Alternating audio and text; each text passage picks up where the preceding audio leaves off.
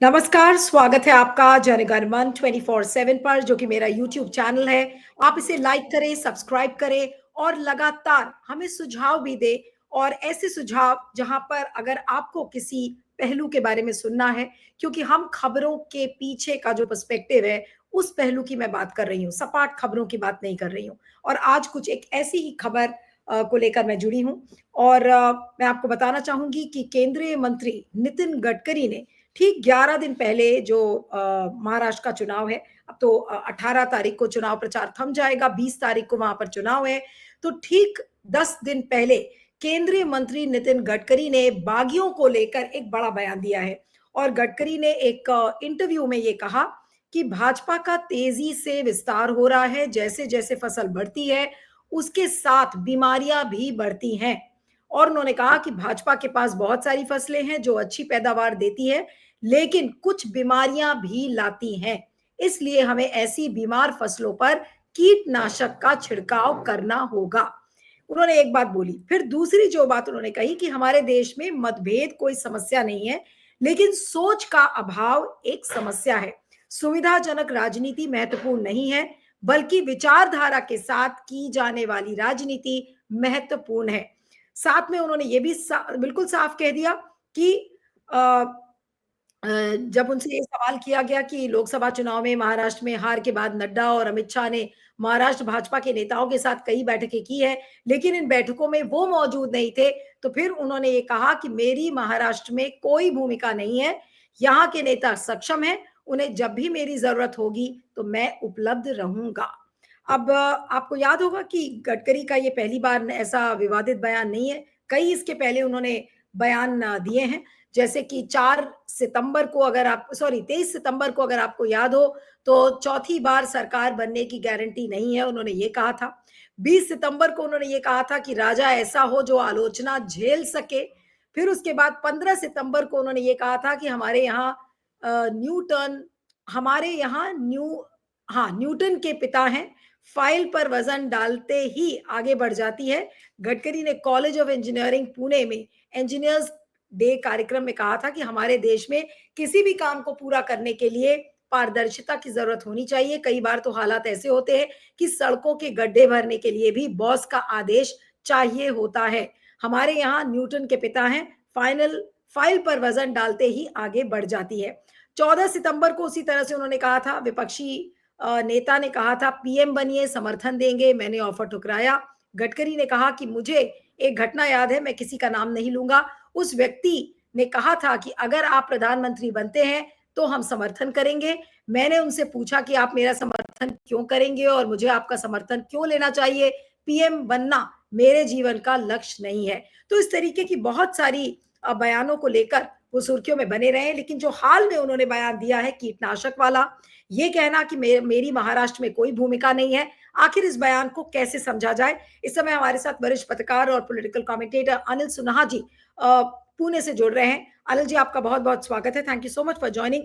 गडकरी के इस कीटनाशक वाले कमेंट को आप किस तरीके से देखते हैं, और वो किसकी ओर इशारा है? जी देखिए, ये उनका जो पूरा इंटरव्यू है उससे एक बात तो साफ जाहिर होती है कि जो मौजूदा नेतृत्व है, मतलब अमित शाह और मोदी जी का नेतृत्व है, उसको उससे वो असहमत है।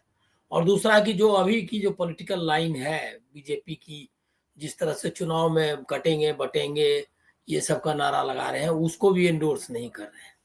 तो वो तो उनका क्लियर है कि एक जो मतलब मोदी और अमित शाह से एक आइडियोलॉजिकल लाइन से भी अलग है, और स्ट्रक्चरली भी उन्होंने जो कहा है क्या कि जब जरूरत होगी तब हम आएंगे, और हमारी कोई भूमिका नहीं है, हमने इससे अपने को अलग रखा है महाराष्ट्र की राजनीति से।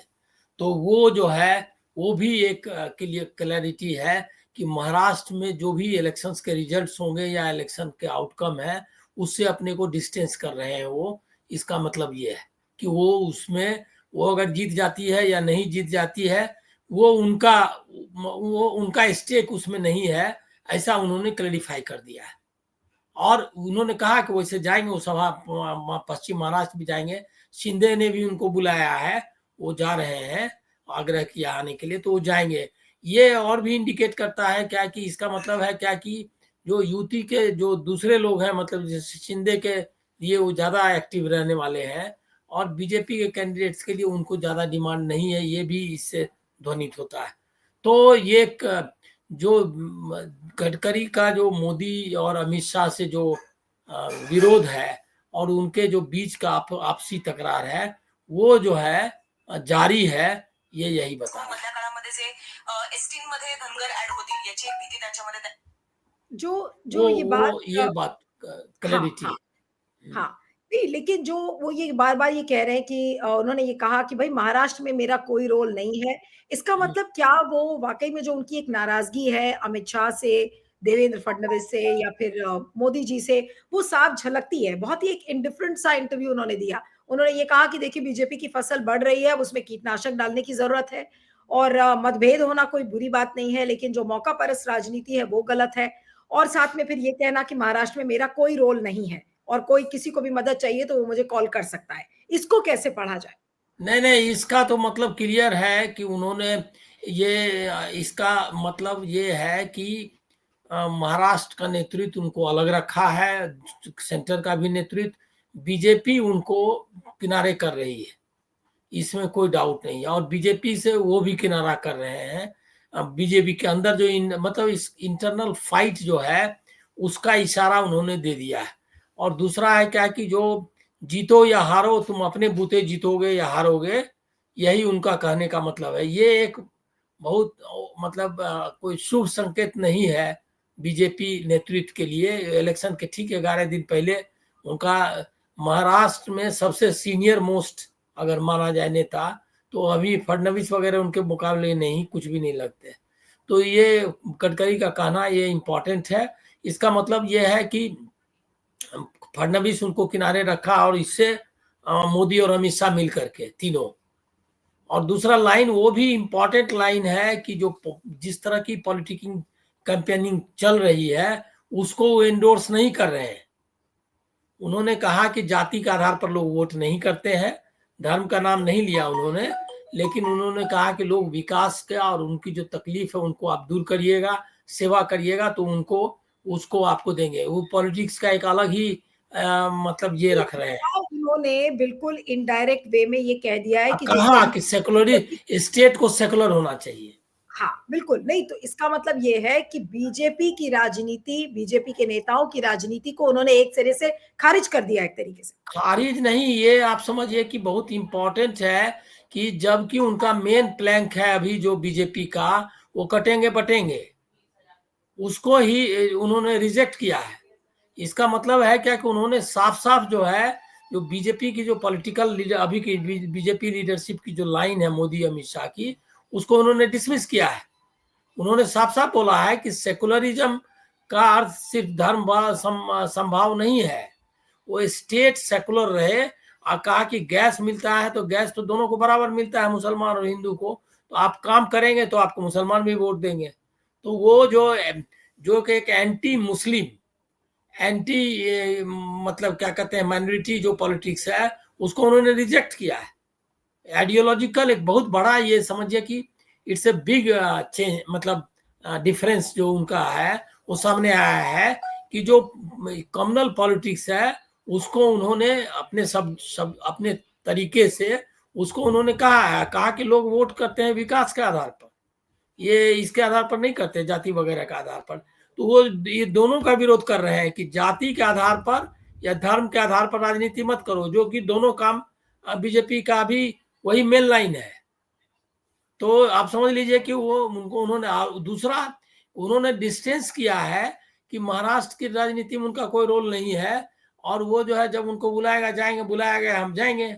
इसका मतलब कि वो अपने को डिसोसिएट किया है कैंपेनिंग से भी और पॉलिटिक्स से भी और आउटकम से भी, कि अगर जीतेंगे ये उन्होंने कहा है कि पॉजिटिव हमको लग रहा है, क्योंकि जो संविधान का इशू को लेकर के कांग्रेस ने जो प्रचार किया था अपोजिशन पार्टी ने, वो अपोजिशन पार्टी का ये प्रचार के कारण हम लोग लोकसभा हार गए। लेकिन अब लोगों को समझ में आया कि इस प्रचार हम लोग बाबा साहब का संविधान नहीं बदल सकते या नहीं बदलेंगे, इसीलिए उसका पॉजिटिव असर होगा, ये उन्होंने तर्क दिया है। बिल्कुल। और साथ में ये उन्होंने ये नहीं कहा कि मोदी और अमित शाह बहुत, कहा हमारी सरकार में वो 10 साल काम किए हैं हुँ, और जिसकी वजह से हमको लोग वोट करेंगे। हुँ। बहुत ही नहीं तो लेकिन साफ शब्दों लोडेड में इंटरव्यू है। हाँ, नहीं, बिल्कुल और आई ओपनिंग इंटरव्यू है, बहुत सिंबॉलिक भी है क्योंकि वो बोलते-बोलते बहुत सारी मैसेजेस देने की कोशिश कर रहे हैं। आखिरी सवाल में अनिल जी अगर मैं पूछूँ कि आज गडकरी जी ने अमित शाह और मोदी को क्या कह डाला है एक तरीके से, बिल्कुल अगर साफ शब्दों में अगर इसको एनालाइज़ किया जाए, तो आज गडकरी ने क्या कह दिया है? मोदी, अमित शाह और बीजेपी से? ये हमको लग रहा है, देखिए गडकरी ऐसे भी नेशनल सीन पर बहुत कम जा रहे हैं, हमको लग रहा है कि जैसे झारखंड वगैरह नहीं गए वो, और मतलब गए कि नहीं, अब एक आध गए होंगे तो मालूम नहीं, लेकिन वो नहीं बहुत एक्टिव है। तो ये संकेत ये है कि आप ही वो भी वेट कर रहे हैं झारखंड और महाराष्ट्र के इलेक्शंस का। इसके बाद अगर महाराष्ट्र और बीजेपी झारखंड अगर लूज करती है बीजेपी, तो एक बिग फाइट के लिए वो बाहर से ही नहीं भीतर से भी एक बिग बिग फाइट की को आप देखेंगे, ऐसा मेरा अंदाजा है। और आरएसएस जो है का शिकंजा मजबूत होगा ये पे संगठन पे भी, और चैलेंज भी इनका मोदी और अमित शाह के खिलाफ बढ़ेगा। इसीलिए आरएसएस अभी लेकिन आरएसएस का प्रेफरेंस लेकिन क्लियर हो गया है कि वो जो है योगी आदित्यनाथ के फेवर में कम से कम मेजोरिटी ऑफ जो आरएसएस है वो दे रहा है। अब इस बारे में लेकिन जो स्टैंड ले रहे हैं गडकरी, इसका मतलब वो इसको एंडोर्स नहीं कर रहे हैं योगी आदित्यनाथ को लीडरशिप के लिए। तो जो कॉमनल पॉलिटिक्स है इससे अलग, और ये जो मौजूदा नेतृत्व है इससे अलग गडकरी की राह तो दिख रही है कि अलग जाती हुई दिख रही है। अब गडकरी कितनी दूर तक बीजेपी से अलग जाएंगे ये मालूम नहीं, लेकिन दो रास्ते दिखाई दे रहे हैं। लेकिन और वो ये साफ शब्दों अलग में है। ये बता नहीं रहे कि भाई मैं मोदी और शाह की राजनीति नहीं कर रहा हूँ, बीजेपी के अंदर हूँ, लेकिन मैं अपनी एक राह की राजनीति करूंगा। ये आज उन्होंने कल अपने इंटरव्यू में संकेत दे दिया कि मेरी जो राजनीति होगी वो बिल्कुल अलग होगी। नहीं, अलग नहीं, वो बोल दिया क्या कि ये राजनीति नहीं होनी चाहिए। हम्म, वो उन्होंने मोदी और अमित शाह जो जिस तरह की राजनीति कर रहे हैं, वो उनको कहा नहीं कि इनको करनी नहीं चाहिए, लेकिन कहा कि ये राजनीति नहीं होनी चाहिए। और जिसको कहते हैं आप अंग्रेजी में नो अनसर्टेन टर्म्स, तो उसमें मतलब साफ साफ शब्दों में ये शब्दों में उन्होंने इसको रख दिया है कि बीजेपी और जो पॉलिटिक्स अमित शाह और मोदी कर रहे हैं कम्युनल पॉलिटिक्स, वो एक्सेप्टेबल नहीं है।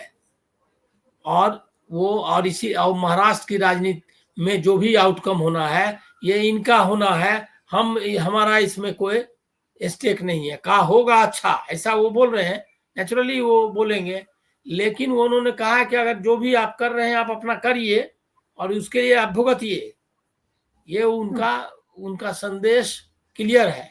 और ये बात उन्होंने आपकी ये आपकी बात बिल्कुल ठीक लग रही है कि भाई अगर उनको ये दिख रहा है कि बीजेपी हार भी सकती है, तो उन्होंने अपना पहले ही हार से पल्ला झाड़ लिया कि भाई मेरा तो कुछ लेना देना है नहीं, और अगर आप हारते हैं तो फिर ठीक है, हमने तो पहले ही कह दिया कि भाई हमारी राह अलग है, नहीं एक नहीं तरीके कह दिया मैंने, देखिए इसमें इसको परत दर परत देखना चाहिए। उन्होंने कह दिया कि तुम जो पॉलिटिक्स कर रहे हो उसकी उसमें ज्यादा संभावना है कि हारोगे। ये उन्होंने बोला नहीं, कहा जीतोगे ये बोला है, हमारी पार्टी जीतने जा रही है, लेकिन उन्होंने ये संदेश दे दिया कि बीजेपी हार रही है। जो कॉमनल ये एजेंडा चलाए हैं ये नहीं सक्सीड करेगा। तो इसका मतलब यही है कि बीजेपी हारेगी। उन्होंने ये नहीं कहा, लेकिन उन्होंने कहा कि ये सक्सीड नहीं कर सकता है और ये करना नहीं चाहिए, स्टेट को सेकुलर होना चाहिए। ये एक बिग स्टेटमेंट है अभी के संदर्भ में, जबकि कटेंगे बटेंगे इनका मुख्य स्लोगन है। अच्छा, और उन्होंने कांग्रेस पर भी उस तरह का प्रहार नहीं किया कि देश तोड़ने वाला है पार्टी फलना है, ये सब नहीं। उन्होंने कहा कि जो कांग्रेस में काम नहीं किया था वो काम हमने किया, जिसकी वजह से हमको वोट मिला या समर्थन मिल रहा है। वो ये कह रहे हैं कि विकास का जो अनफिनिश्ड एजेंडा है उसको पूरा करने का ही, ये नहीं कर रहे हैं। वो अपोजिशन को इस तरह से अटैक नहीं कर रहे हैं। तो ये जो पूरी लाइन है बीजेपी की, अमित शाह की जो कैंपेनिंग की महाराष्ट्र और झारखंड में, उसको उन्होंने रिजेक्ट कर दिया है और साथ में कॉशन किया है कि ये पॉलिटिक्स नहीं चलती। धर्म का नाम नहीं लिया उन्होंने, लेकिन जाति का नाम लेकर के उन्होंने वही बात कह दी है कि अगर आप विभाजन समाज में करेंगे क्रिएट, तो आपको कोई वोट नहीं देता और इसके आधार पर वोट नहीं मिलता है। हमको लोगों ने वोट दिया उन्होंने गिनाया कि हमको वोट दिया, हमने काम किया लोगों का, इसलिए वोट दिया। जाति, धर्म और लिंग, ये सब के आधार पर सब किसी के आधार को हटा करके लोगों ने मुझको वोट किया। मतलब जेंडर भी नहीं, रिलीजन भी नहीं, ये नहीं। ये जो इम्पोर्टेंट बात कही है उन्होंने, बहुत इम्पोर्टेंट। चलिए, इस इंटरव्यू में उन्होंने साफ संकेत दे दिया कि बीजेपी के हारने के आसार लग रहे हैं और उसका कारण भी उन्होंने बता दिया सांकेतिक रूप से। अब बीजेपी हारेगी तो उन्होंने ऑलरेडी कह दिया कि मेरा लेना देना कुछ है नहीं। तो महाराष्ट्र की अगर हार भी होगी तो उससे उन्होंने एक तरीके से पल्ला झाड़ लिया नितिन है। गडकरी उसको नहीं लेने वाले हैं हाँ, नितिन अपने। गडकरी इसकी जिम्मेदारी तो बिल्कुल नहीं लेंगे, लेकिन बीजेपी हार रही है इसका संकेत उन्होंने जरूर दे दिया। आपका बहुत बहुत शुक्रिया Anil ji, thank you so much for joining.